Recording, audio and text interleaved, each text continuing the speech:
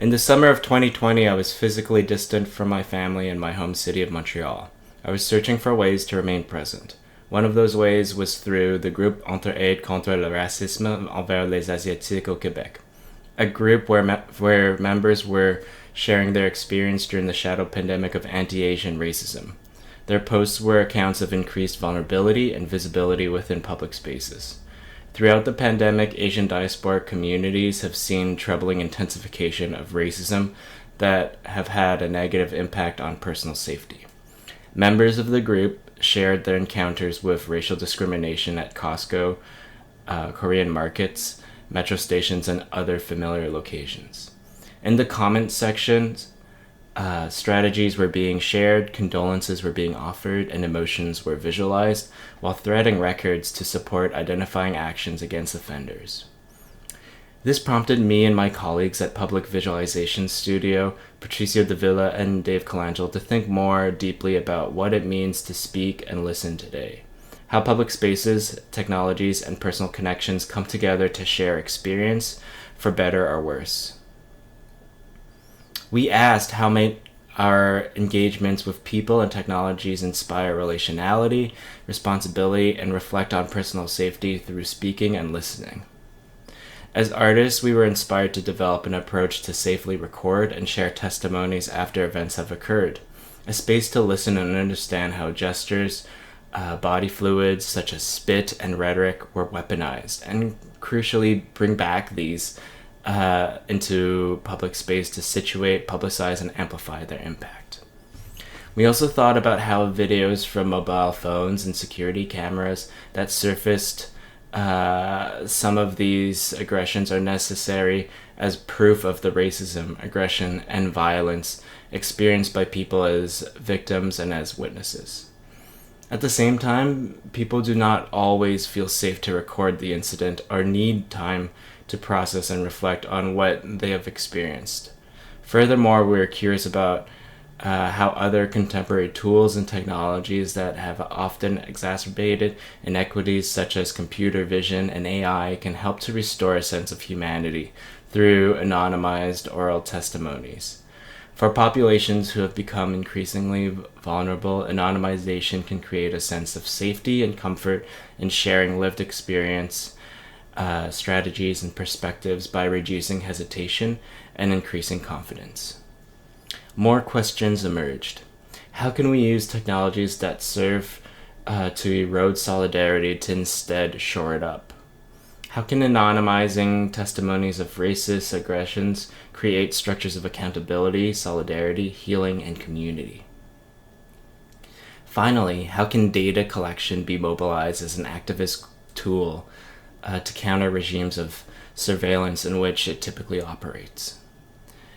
The research creation works that we will present today aim to answer these questions while also offering theoretical, methodological, and practical structures for accountability, solidarity, and healing within vulnerable communities, in spite of, but also with, technologies of capture and communication.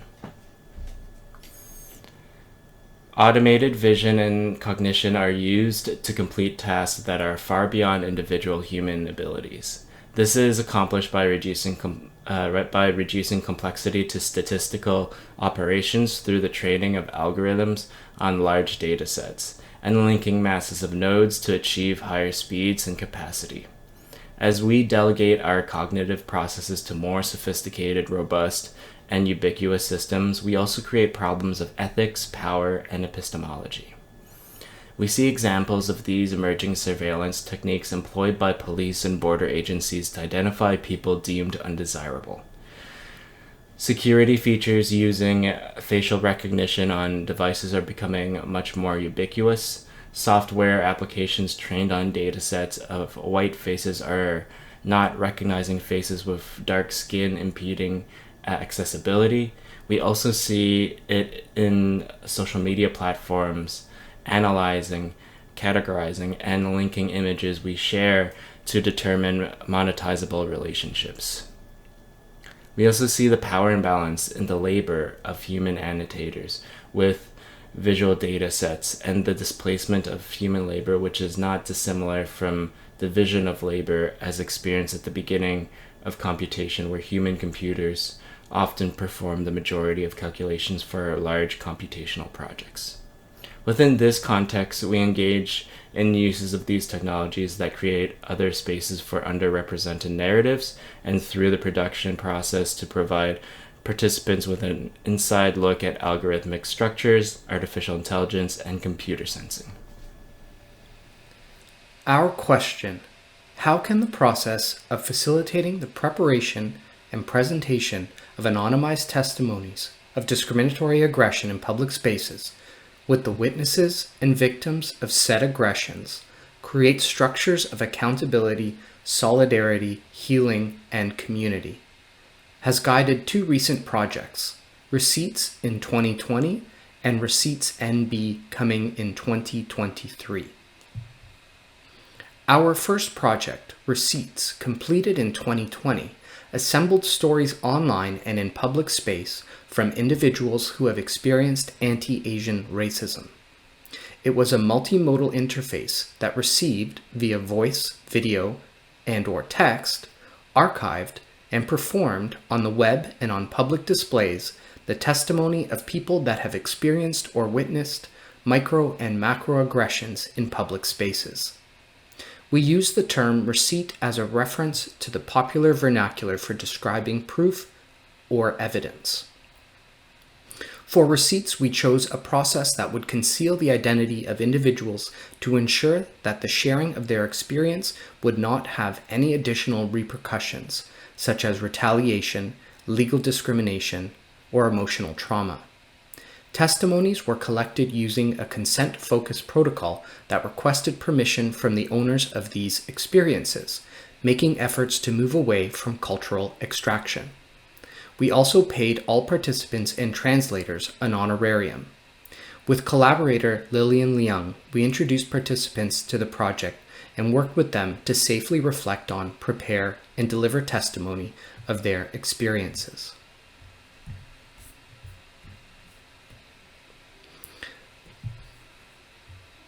Testimonies were reenacted and recorded anonymously via facial recognition and text-to-speech processes, which translated video and audio streams to abstracted data. We used computer vision and machine learning that have been primarily weaponized against underserved and historically discriminated against communities to instead protect and benefit them. This aligns with the core concern of the design justice movement, namely a careful consideration of how the design of objects and systems influences the distribution of risks, harms, and benefits. We did not store any raw files. Participants specified the duration of permission to display their testimony publicly, to provide them with as much control and agency over their testimonies as we could. Facial expressions were transformed into an animated synthetic human, listening to the words of the testimony from a synthesized voice and combined with relevant background images. Both individual and aggregated data of these receipts were made publicly available on a website and could be used by visitors to better understand the experience and impact of discrimination and violence in order to influence how equitable public spaces and policies might be created. Through this, the project aimed to both create a dense focal point in a physical space and an event in the form of the public exhibition, while also extending this experience through the online archive, which contained translations to make the work more accessible and relevant to communities impacted by anti-Asian racism, supporting our aim to be accountable to communities. Walking with my child on Dufferin Street near Dufferin Grove Park in February. We saw a masked East Asian man get heckled by a passing car. They called him Chink Flu. I was stunned silent. My smile left my face, and not knowing what to say. I hurried along, a grown adult, feeling helpless and humiliated by kids. Creative, intelligent, funny, racist kids. And that was when he was coming to walk closer to me. I could hear it, and when I ignored him and we walked directly past each other, that was when he turned and he spat in my face, and that was a real shocking moment, as you can imagine. Most comments were about what Chinese people ate and called us dog eaters or bad eaters. Others were about how dirty most of mainland China was, and how they weren't surprised that the virus came from there. No words, just viciousness. There was a person walking towards us who saw it. No comments or even a moment to acknowledge what just happened. Just quick curt steps away. The spit didn't even hit us. It was just the gesture. I stared at the aggressor and held eye contact with him as we walked away.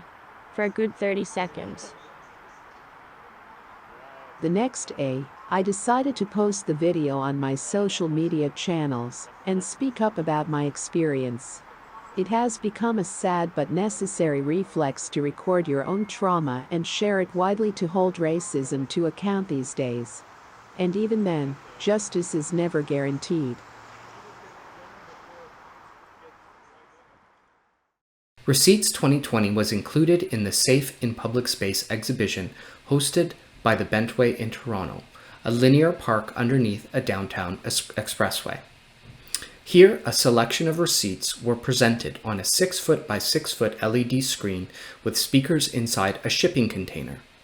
As mentioned earlier, a public collective exhibition of the testimonies was important as it used the amplification and attention-capturing qualities of scale, light, and sound, while also engaging in a spatial montage, suturing context originating from urban experiences back with the urban fabric itself.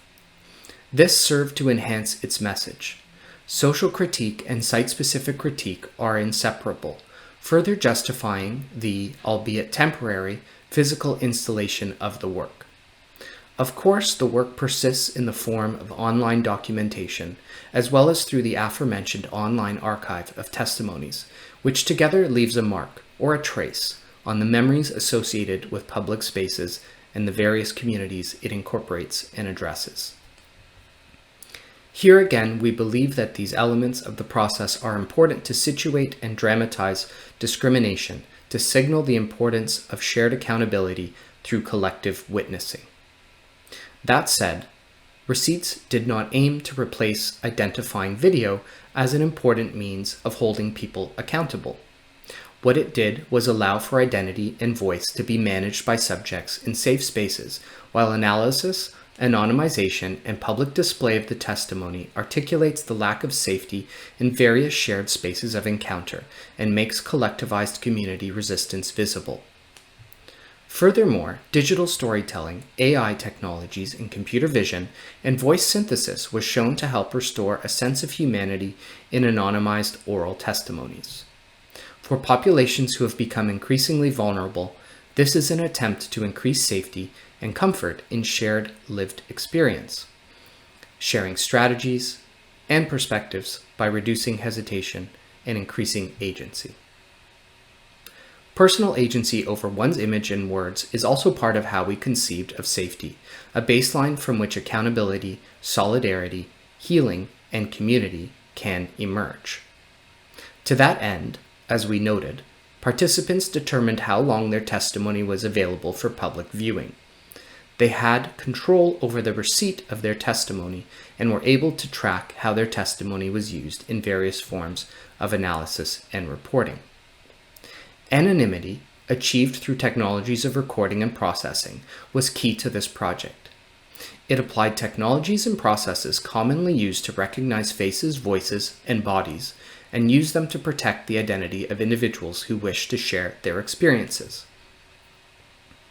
With this project, we developed a different type of recording, one that uses computer vision, speech to text, and character reenactment to protect the immigration status, professional networks, and personal relationship of participants. This platform was developed with the intent of offering it to other vulnerable communities outside of the South, Southeast, and East Asian diasporas on Turtle Island, building on one of the main tenets of the design justice movement, to share design knowledge and tools with our communities.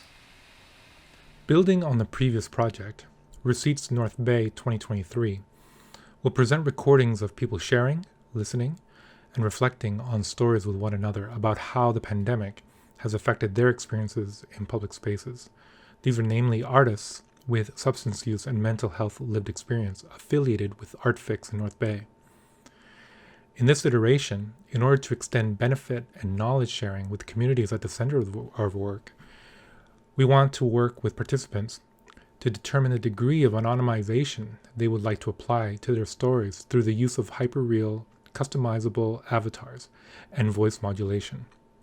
We will also use computer vision and motion tracking to animate the recordings such that they react to the presence of spectators, developing a deeper sense of listening through this automated process. We hope that the opportunity to tell and listen to these stories will provide project participants and attendees of Ice Follies, the biennial festival held on the frozen Lake Nipissing, a way to think about what we have endured individually and collectively, and the role that public spaces have played during this time, both positively and negatively, for people who have perhaps experienced a greater impact during the pandemic. An outcome of the project may be greater clarity on what people, communities, and cities can either stop, start, or continue in public spaces to address issues of equity and social justice. Our Receipts Project series hopes to engage a hybrid notion of public spaces and creative placemaking. This project also builds on a form of critical toolmaking and participatory frameworks to support people resisting different forms of oppression that we have developed in projects such as Renovictions TO, a tool that collects and maps data in order to help tenants organize. This web platform is now being used for COVID-related evictions by the Keep Your Rent organizers and organizers in other cities. This project also follows our work on preparing and publicizing personal and site-specific testimony that we have explored with Tent City Projection, a project that combined the lived experiences of Tent City residents, chronicled by street nurse and activist Kathy Crow and housing activist Barrick German, with archival imagery at the former site of Tent City. We hope that these projects, tools, and processes can be expanded to engage with other equity-seeking groups, granted that relevant stakeholders are included in the process.